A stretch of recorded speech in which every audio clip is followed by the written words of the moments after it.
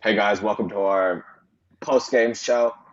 You can follow us live right now on the Five Reasons YouTube page and the Man on Second Twitter page. We are reacting live to the Marlins 5-0 win over the Cardinals tonight. And Joe and Eric, I think today you can argue that this was the most complete Marlins win of the season. Oh, no question.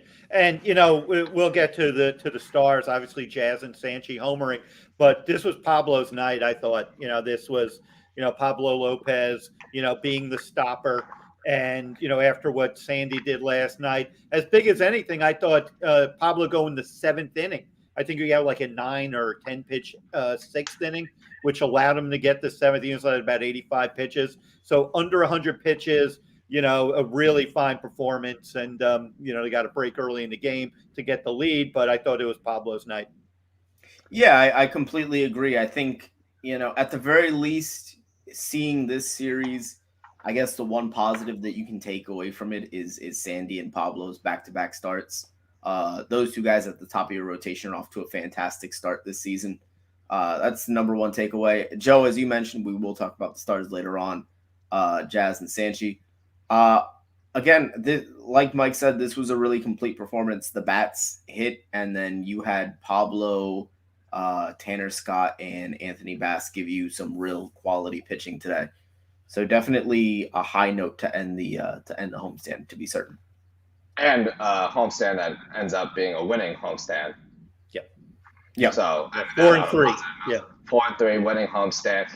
And I think, like we should mention, as Eric said, the bullpen, 2 hits, 4 strikeouts. It was just a complete pitching night for the Marlins. Yeah, guys, it's so important. You heard me, Mike, especially last year. When we just launched this about starting pitching innings.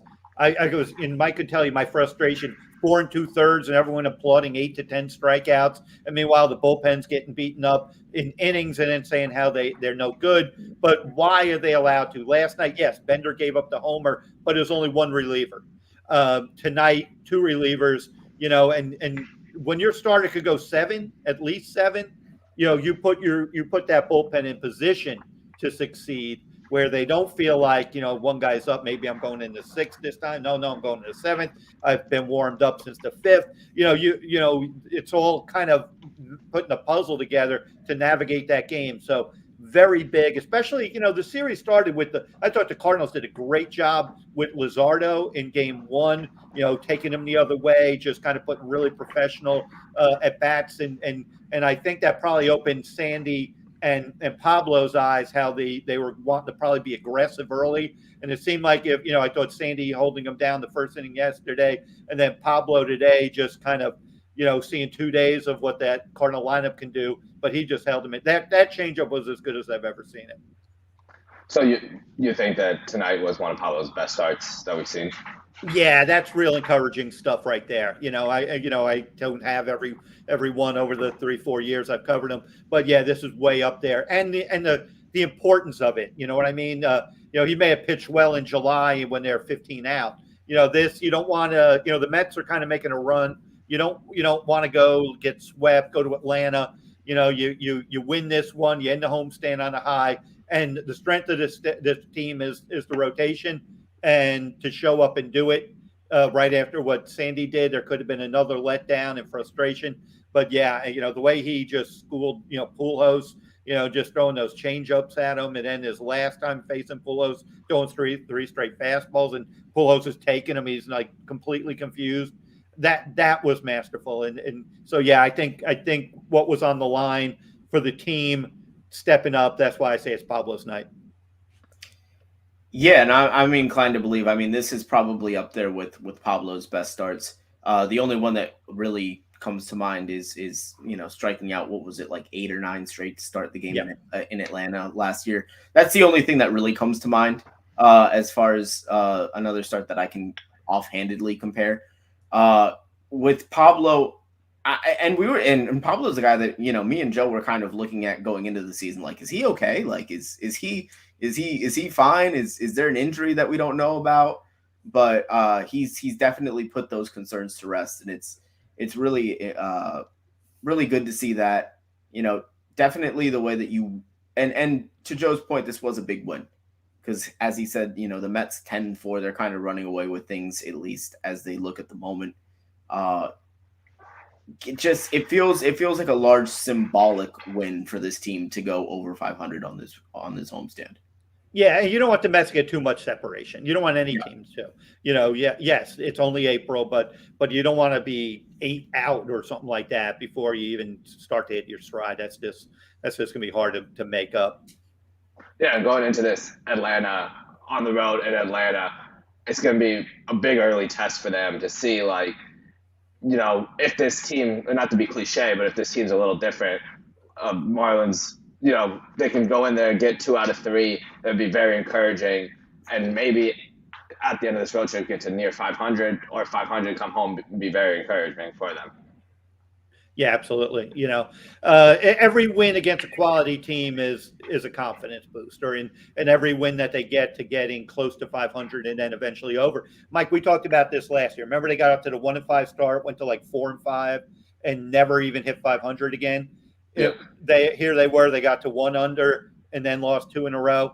So it's going to be you don't want to constantly play that between 1 under and 4 under game because if you get 2 teams hot in the East, and next thing you know, you're even with expanded playoffs, it's a real uphill climb. You got to kind of start getting to 500 and north of it in April, just to kind of show yourself and this team, because it's a new team, meaning you got 5 guys in that lineup, the regulars that are kind of new, and you kind of want to get this team's identity and be symbolic with winning. I thought today they just were better executing. I think the first 2 games, a lot of close games are great. People could talk about run differential, but it's execution late. And the teams that win a lot execute late, and the Marlins hadn't been doing that, and tonight they did. You talk about the new faces in the lineup, and we've been focusing on the positives, but we see a lot of people harping right now on Soler and Garcia getting off to this slow start. And Joe, we haven't been able to talk much about me and you with the Marlins so far this season. Do you put any concern in that slow start from the 2 big free agent guys from the Marlins? Yes and no. I mean, you're always concerned because these are your highest paid players, basically position players. They're your big splash guys that you're banking on. You need them to go to where you want to go. It's not just going to be Jazz one night or Sanchi or Wendell. These are the guys that you invested in, that you targeted, are going to be your middle of the order or top of the order impact hitters. So there's pressure on them. But am I concerned about them? Off to a slow start? No, in the fact that both have track records, and we know both of them have performed in the second half of season. So I'm not. I thought it was more important for Jazz and Sanchez to have faster starts because they're young and they still have things to prove than veteran players. But that said, I think they've kind of avoided a lot of the heat. I think there's been a lot of heat early in the year, at least from Twitter, on Jazz, not hitting higher in the order, or on Donnie's managing, or blaming the bullpen, and the 2 guys making the most money in the lineup were kind of being kind of swept under the rug because neither of them are really big personalities, or they're new. But Garcia, if there is a concern, he comes out of the game the other day with a stomach virus. He had a little bit of a sore back early on. If his health isn't good, then that's a concern. But I thought he had 1 or 2 balls tonight with pretty good authority. Soler, the double was like 114.8. I tweeted it out. That's very encouraging. We know it's in there. He's immensely strong and talented in that regard. It's just a matter of production, and those guys have history. So again, that's why I'm less concerned about them, other than health.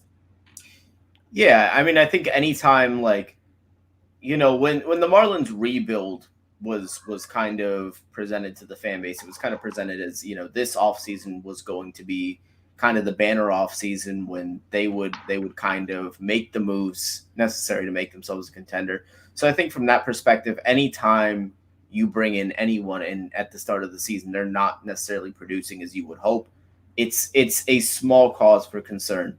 Now, granted, these are guys with track records, as Joe mentioned, so I do think that it needs to be taken with a grain of salt. But early on in the season, you never want to let a team like the Mets get too far out in front of you, and so you just hope that those guys turn things around before you get to that point where maybe you're scuffling and you're 5-6 games under. You want to kind of avoid at least getting to that point with them. But I do think you don't hit 260 by hitting 260 all season. You hit 260 by hitting 180 in the first half and 300 in the second half a lot of times. So I think ultimately things will kind of settle, but you don't want to fall too far behind early on.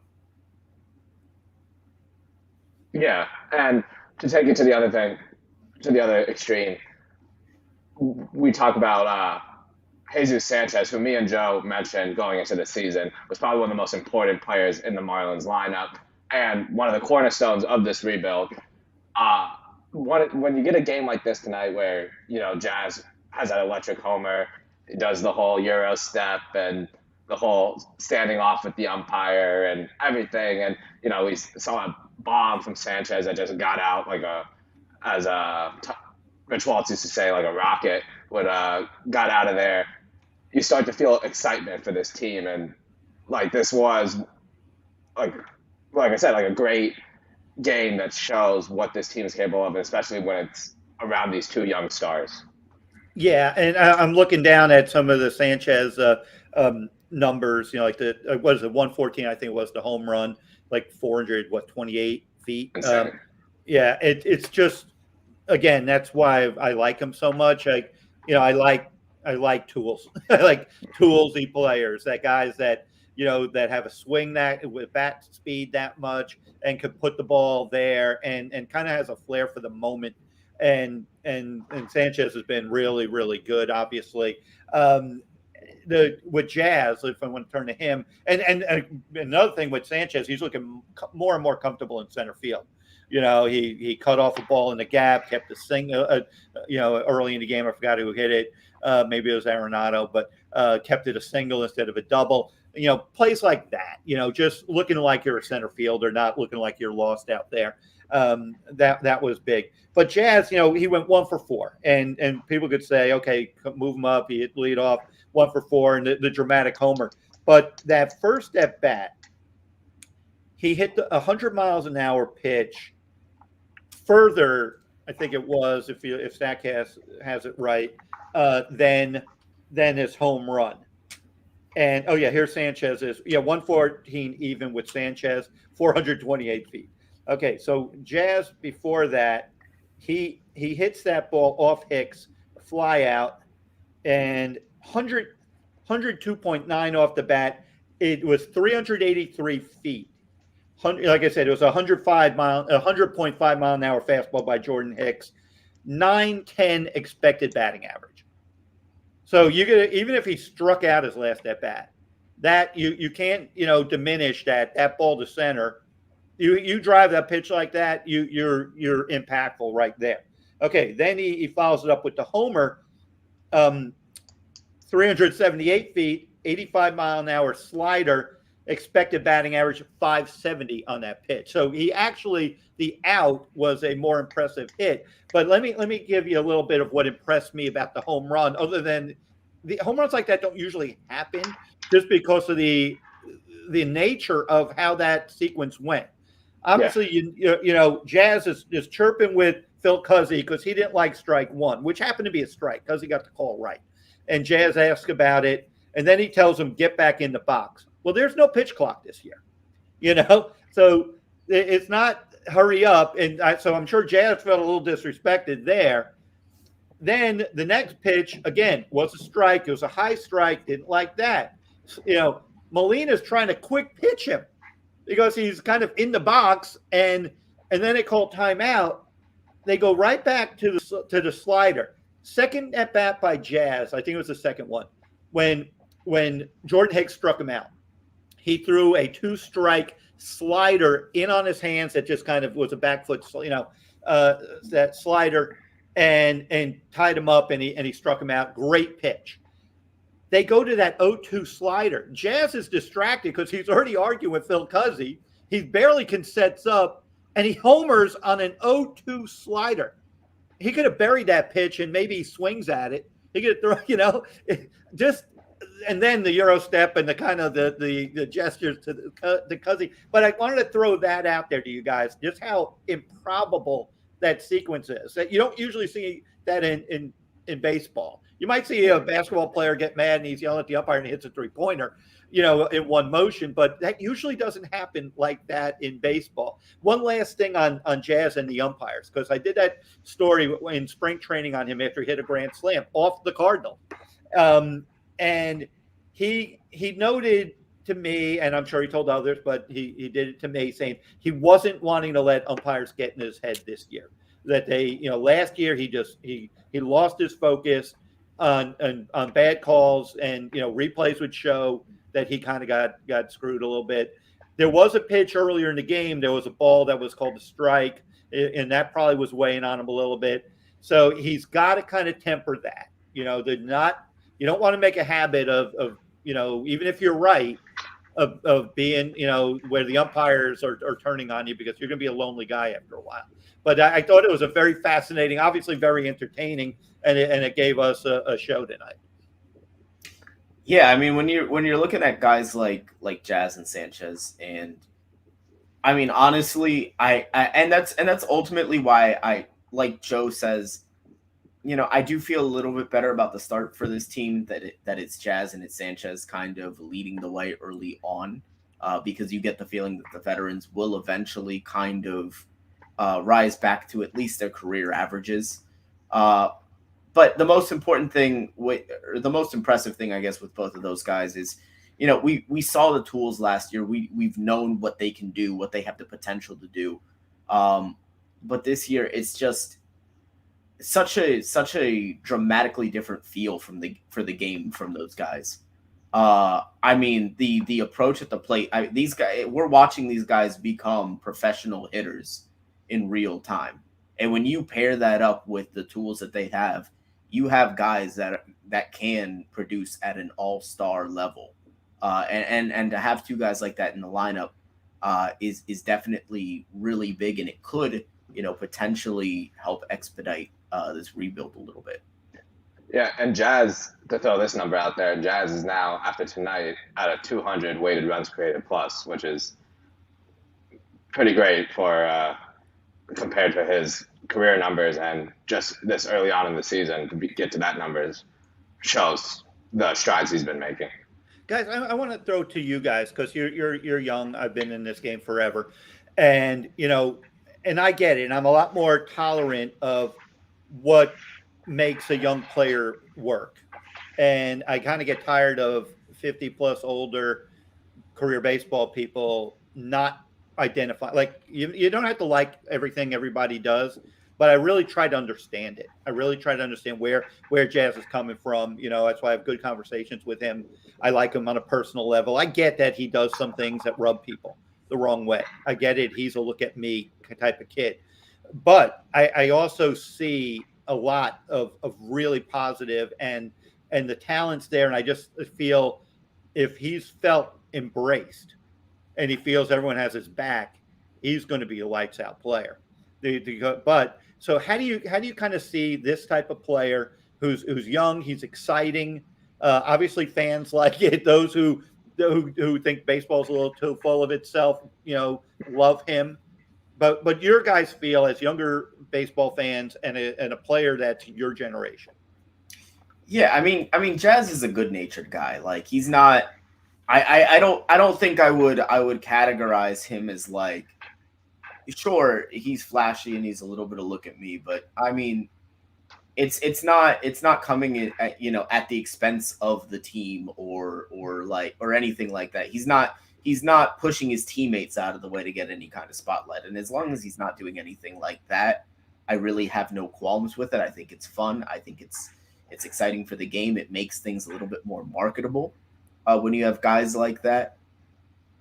If you can contain that for Jazz, I don't see a problem with it. I think it's something that if you can contain it and filter it in the right way, it's something that could definitely be a huge positive for the Marlins team.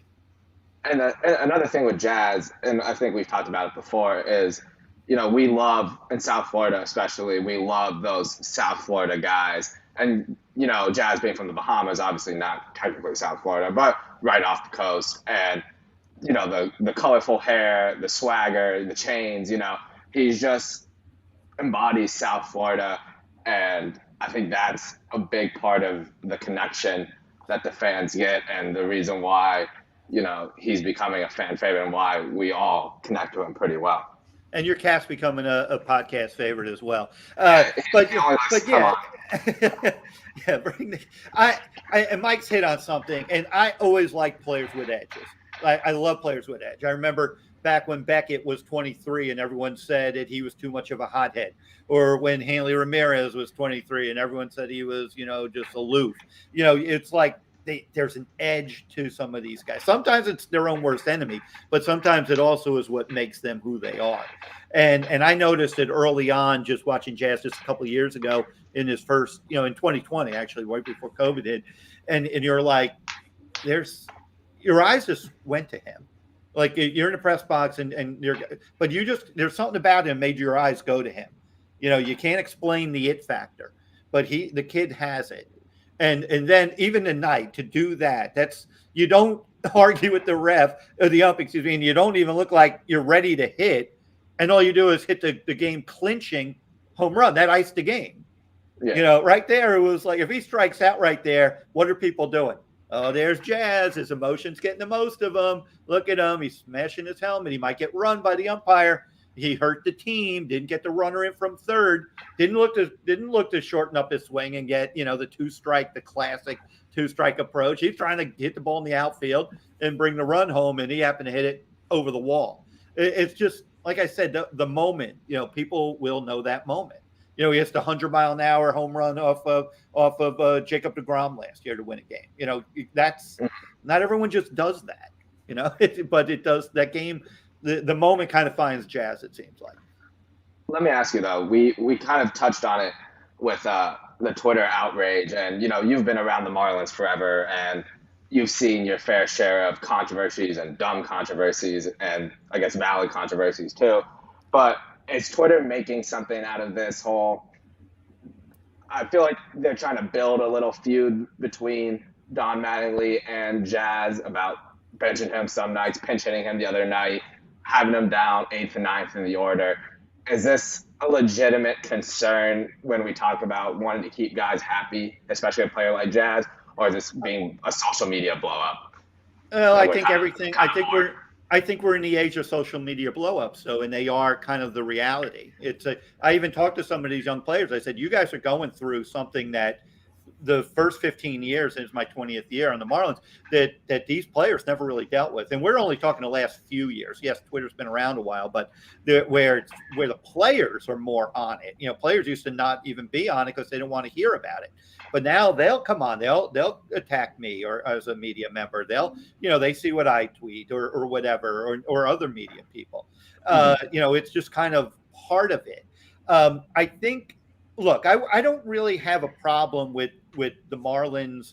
The analytics, they do a great job. They're trying to find the best matchups, and you need depth to win. It's the days of the 03 Marlins where basically the same 8 went out there every day. You're not going to have that too often where everyone's playing 150 games. It's just that game is gone. It's mixing and matching. My beef has always been, I think Jazz should hit high if first, if not first, second, for the reasons I've said a million times. He's a game changer with his speed. But and I get it. You have 4 or 5 guys with track records, and you want to get your most productive players the most at bats. That's what analytics is doing, right? Shifting is a guy hits the ball 70% on one side of the field, you overload that side, and you give up the 30% every now and then. It's magnified in the fact that the slow starts by Garcia and Soler, and Cooper's having a solid numbers, but I think he has 2 RBIs. And Aggie's off to a slow start. I'm not worried about him either. So it's like when they didn't produce and the bottom third is producing, that's where the Twitter argument comes in. See, the bottom of the order is outproducing the top, and who's the leader of the bottom of the order? It's Jazz. So I think if the top of the order got off to a solid start, then we wouldn't. Then it wouldn't be going that way. But it's also a guy people want to see. Yeah.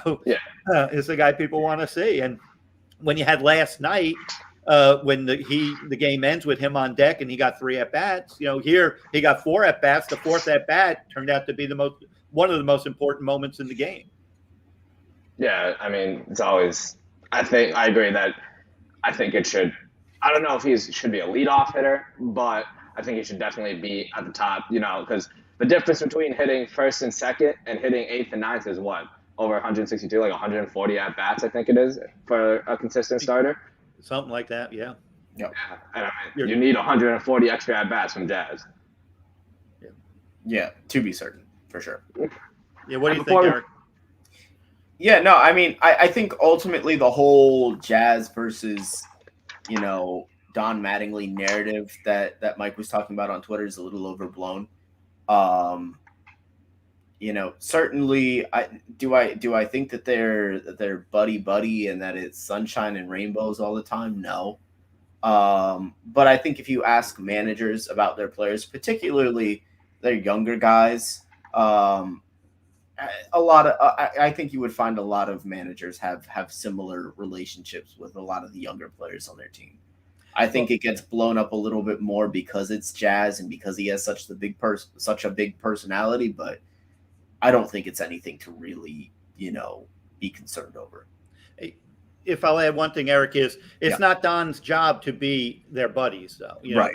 You're the manager. You're responsible for your team and the 28 in your clubhouse. That's who you're responsible to, and the people above you. So it's a manager getting on a player. That's part of it, and then that it shouldn't necessarily be buddy because sometimes that leads to comfort, and you don't want to have. I've covered many a Marlins team that was very comfortable losing, and it would frustrate me going into a clubhouse where they're losing 80 or 90 to 100 games, and everybody in there feels safe, like they have nothing to prove, and meanwhile, they're losing 5-0 or whatever, 10-0 every night. So it is the manager's job to manage it and to manage the personalities and to keep people in line. And if one player's, becoming a little too much, to kind of nip that in the bud. So I think that's just all part of it. And I know you're not meaning it that way. I was just trying to trying to shed some light onto it. Before we close this out, guys, I think we need to talk about, especially Joe, we got to talk about Miguel Cabrera sitting at 2,999 hits. Got intentionally walked today in his last at bat. That was ridiculous. Aaron Boone needs to be better. I mean, I know you're trying to win a game, but man, the intentionally walked at 2,999. But he's probably going to get it this weekend at some point, we hope. And you want to talk about that real quick? Yeah, because we saw number one, as covering his first big league hit, that home run. And, when back against, was it June 20th, I believe, 2003, a 20-year-old Miguel Cabrera, just everything he's done. He was the most hyped player I've ever covered, and I've covered a lot. There was more hype, and even Jose Fernandez or Stanton. Those are the only other two that I've covered from day one. I didn't cover some of the 1990 prospects as much. But that guy, knew his name well before he was up here. And people were like saying this guy could be a Hall of Famer when he was 18, 19 years old. And, Josh Willingham basically was the shortstop at the time. And they told him, you got to go to third because we just signed this kid, Miguel Cabrera.